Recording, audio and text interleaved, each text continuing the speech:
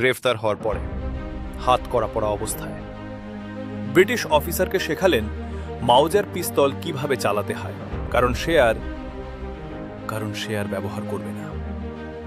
ফাঁসি নিশ্চিত, বয়স মাত্র 17, নাম মনোরঞ্জন সেনগুপ্ত, বাঘা যতীনের শেষ যোদ্ধাদের একজন।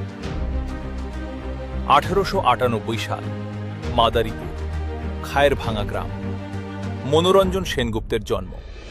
বাবা হালদার সেনগুপ্ত, স্থানীয় এস্টেটের হিসাবরক্ষক। মাদারীপুর সমিতিতে যোগ দিলেন। চিত্তপ্রিয় রায়চৌধুরীর সঙ্গে বন্ধুত্ব। ফরিদপুর ষড়যন্ত্র মামলায় গ্রেফতার, 5 মাস জেল। বেরিয়ে আবার লড়লেন।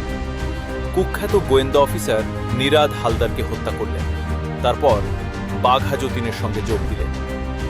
বালাসোর উপকূলে SS ম্যাভেরিকের অপেক্ষায়।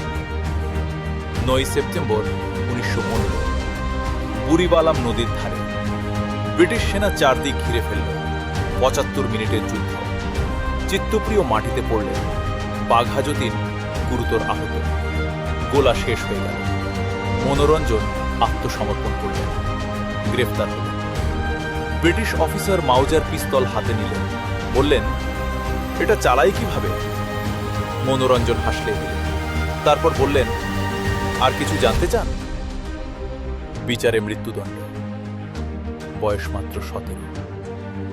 3রা ডিসেম্বর 1915, বালাসোর সেন্ট্রাল জেল। মনোরঞ্জন ফাঁসির মঞ্চে দাঁড়ালেন। নীরেন্দ্রনাথ দাশগুপ্ত পাশে। দুজনে বক্তৃতা দিলেন। বললেন, আমরা মাতৃভূমির জন্য জীবন দিচ্ছি, এই মৃত্যুই আমাদের সার্থকতা।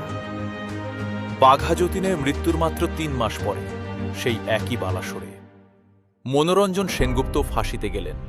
বয়স মাত্র 17। যে ছেলে ব্রিটিশ অফিসারকে মাউজার চালানো শিখিয়েছিল, ইতিহাস তাকে মনে রাখেনি। আপনি কি জানতেন এই গল্প? কমেন্টে বলুন।